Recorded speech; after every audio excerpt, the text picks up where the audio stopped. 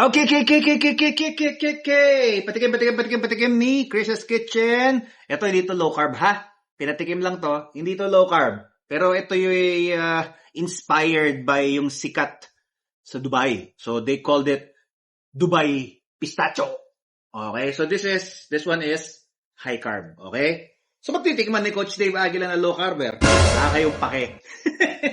Hindi, joke lang. Titikman ko syempre kasi galing kay Chris's to eh. Okay? Sa subo lang naman. O yan, ganito itsura. Okay? So, let's taste it. Meron tunog-tunog ah. Parang wafer ah. O ngayon, kung ilang carbs to, hindi ko alam ha. Pag na kayong ano dyan. Kung ilang carbs yan, hindi ko alam. Basta high carb yan.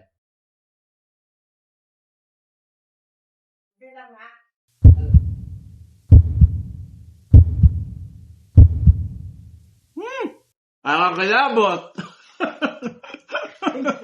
Tamis. Wala akong comparison kasi hindi ko pa natitikman yung sa Dubai Ek. But, this one is generally okay. Especially for those na mahilig sa mga matatamis. Okay? So, kung hindi naman kayo low carber, yung mga ano dyan, mga gusto nyong bigyan dyan ng mga high carb, bili na.